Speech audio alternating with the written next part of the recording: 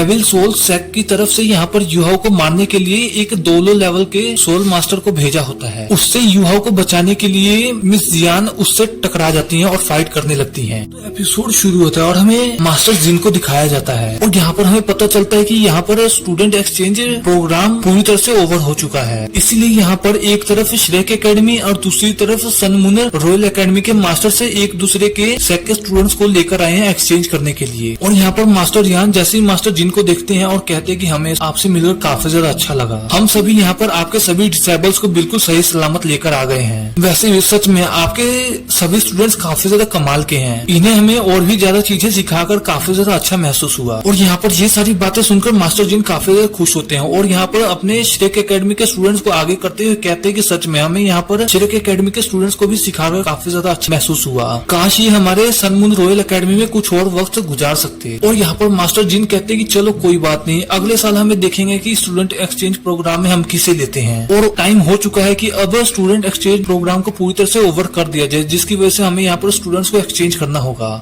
इनकी ये बात सुनकर तुरंत ही श्रेक एकेडमी के and Sun Moon Royal Academy के स्टूडेंट्स आपस में एक्सचेंज हो जाते हैं। और यहाँ पर युहाओ एंड होंगचन दोनों ही एक दूसरे के पास से गुजरते हैं। और यहाँ पर होंगचन युहाओ से कहता है कि मुझे नेक्स्ट कंपटीशन का इंतजार रहेगा, क्योंकि मैं यहाँ पर पहले से काफी ज्यादा ताकतवर महसूस कर रहा हूँ और मुझे अपने ऊपर पूरा तरह से उम्मीद है कि मैं अगले कंपटीशन में तुम्हें पूरी तरह से हरा दूंगा। और यहाँ पर युहाओ होंगचन की ये सारी बातें सुनकर कहता है कि हाँ, तुम ख्वाब देखते रहो, तुम्हें इसके लिए कुछ टाइम का इंतजार करना पड़ेगा। और यहाँ पर युहाओ अपनी श्रेक एकेडमी की ओर जाने लगता है, जिस पर मास्टर जिन उसे रोकते हुए कहते कि युहाओ, मुझे तुमसे एक जरूरी बात करनी है। और मास्टर जिन की इस बात को सुनकर मास्टर यान ने भी युहाओ को इजाजत दी थी, इसलिए युहाओ तुरंत ही मास्टर जिन के पास आ जाता है। और यहाँ पर हमें दिखाया जाता है कि मास्टर जिन तुरंत ही युहाओ के हाथ में एक रिंग रख देते हैं और साथ ही साथ उन्होंने युहाओ के कान में कुछ बोलना शुरू कर दिया और उसके हाथ में एक रिंग देकर वहाँ से अपने सभी स्टूडेंट्स को लेकर चले जाते हैं। और यहाँ पर मास्टर जिन की इस हरकत को देखकर सभी लोग काफी हैरान होते हैं और सोचते हैं आखिरकार मास्टर जिन ने युहाओ के कान में क्या कहा। और यहाँ पर मास्टर ज्ञान को पूरी तरह से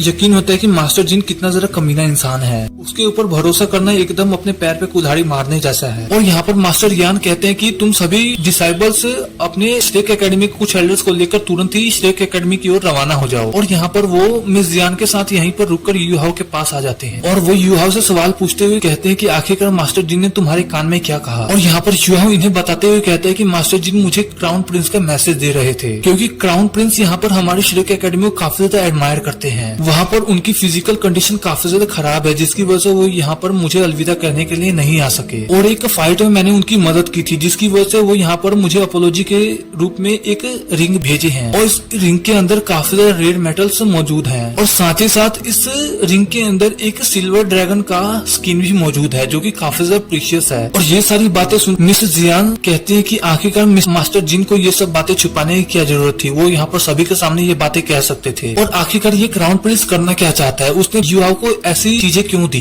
क्या वो हमारी श्रेक एकेडमी के खिलाफ अपना हाथ बढ़ाना चाहता है दोस्ती का। और ये सारी बातें सुनकर मास्टर ज्ञान कहते हैं कि जरूर इसके पीछे मास्टर जिन की कोई ना कोई चाल होगी। यदि मास्टर जिन को ये तोहफा तुम्हारे पास पहुंचाना ही है तो सच में उसने काफी ज्यादा खामोशी से इस तोहफे को तुम्हारे पास पहुंचाया। और मुझे ऐसा लगता है कि दाल में जरूर कुछ काला है, उसने जरूर यहाँ पर कोई ना कोई चाल चली है। और यहाँ पर युवाओं भी मास्टर ज्ञान की सारी बातें अच्छी तरह समझ जाता है और वो उन्हें जवाब देते हुए कहता है कि हाँ, आप बिल्कुल सही कह रहे हैं। मुझे ऐसा लगता है कि मास्टर जिन जरूर रास्ते में हम पर हमला कराना चाहते हैं ताकि वो हमें यहाँ पर जान से मार सकें। यहाँ पर मिस जियान युहाओ को जवाब देते हुए कहती है कि हाँ, इसी वजह से हमने मास्टर फैन को अपने बाकी बचे सभी डिसेबल्स के साथ श्रेक एकेडमी की तरफ भेज दिया है और हम दोनों यहाँ पर तुम्हारे साथ रुक गए ताकि हमें यहाँ पर तुम्हें सेफली लेकर जा सके। और यहाँ पर युहाओ रुककर इन्हें कहता है कि मुझे लगता है कि मास्टर जिन ने यदि ये हमें रिंग दी है तो वो जरूर हमारे पीछे किसी न किसी स्ट्रॉन्गेस्ट पर्सन को लगा दिए होंगे। वो जरूर इसी रिंग को ढूंढ रहा होगा और उन दुश्मनों को हमारी लोकेशन के बारे में खबर मिल चुकी होगी। उन सभी का असली टारगेट मैं हूँ। यदि वो सभी मास्टर फैन एंड अपने बाकी बचे डिसेबल्स के साथ मिल गए तो उनका क्या होगा। इस तरह से तो हम बाकी के बचे सभी डिसेबल्स की जान खतरे में डाल देंगे। जिस पर मास्टर ज्ञान कहते हैं कि तुम्हें फिक्र करने की जरूरत नहीं है क्योंकि वो सभी खुद का ख्याल रख सकते हैं और ये स्टोरेज रिंग तुम्हारे पास है, इसलिए सारे का सारा अटेंशन तुम्हारे ऊपर आएगा।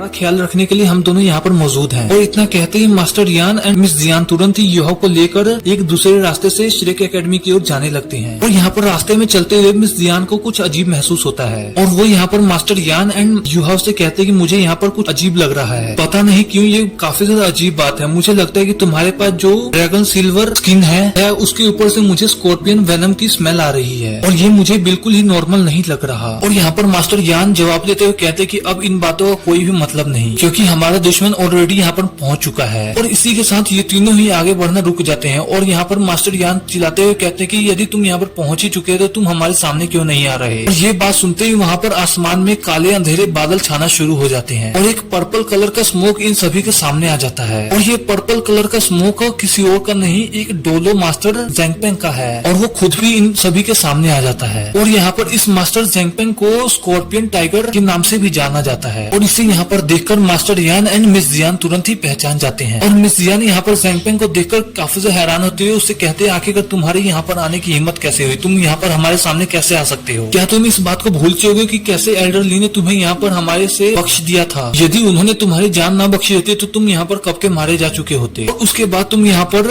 एक इवल सोल मास्टर बन चुके हो। और इस बात को सुनकर ज़ेंगपेंग कहता है कि मैं यहाँ पर एल्डर मो की काइंडनेस को नहीं भूला अभी तक। मैं इस बात को अच्छी तरह से जानता हूँ कि मैं यहाँ पर उन्हीं की वजह से अभी तक जिंदा खड़ा हूँ, लेकिन मुझे अपने सेक की तरफ से एक जरूरी मिशन दिया गया है। मुझे इस लड़के को जान से मारना होगा। यदि तुम सब चाहो तो यहाँ से जिंदा जा सकते हो, वैसे मेरा तुमसे कोई वास्ता नहीं। और यहाँ पर मिस जियान मास्टर यान को कहते हैं कि इसका कोई फायदा नहीं, मैं यहाँ पर इसे आसानी से देख लूंगी। और इतना कह वो तुरंत ही आगे आते हुए अपने सोल गाइडेंस स्पेयर को बाहर निकाल लेती हैं। ये स्पेयर दिखने में काफी ज्यादा कमाल का लग रहा होता है और वो यहाँ पर ऊपर की तरफ आते हुए कहते हैं कि मैं भी देखती हूँ कि तुम आज इस लड़के के पास कैसे पहुँचते हो। इस लड़के को मारने से पहले तुम्हें यहाँ पर मुझसे भीड़ कर निकलना होगा। और इतना कहते ही मिस जियान तुरंत ही अपने वेपन को लेकर ज़ेंगपेंग की तरफ जंप कर देती हैं। और यहाँ पर हमें ज़ेंगपेंग को दिखाया जो कि अपनी चेन का यूज करते हुए मिस जियान के ऊपर हमला कर देता है। और यहाँ पर मिस जियान अपने स्पेयर का यूज करते हुए उसके अटैक को काफी आसानी से ब्लॉक कर देती है और तुरंत ही वहाँ पर अपने ड्रैगन सोल की मार्शल सोल को एक्टिवेट कर लेती हैं। और वो काफी ज्यादा गुस्से में लग रहा होता है। और इसी के साथ हमारा ये एपिसोड यहीं पे खत्म हो जाता है।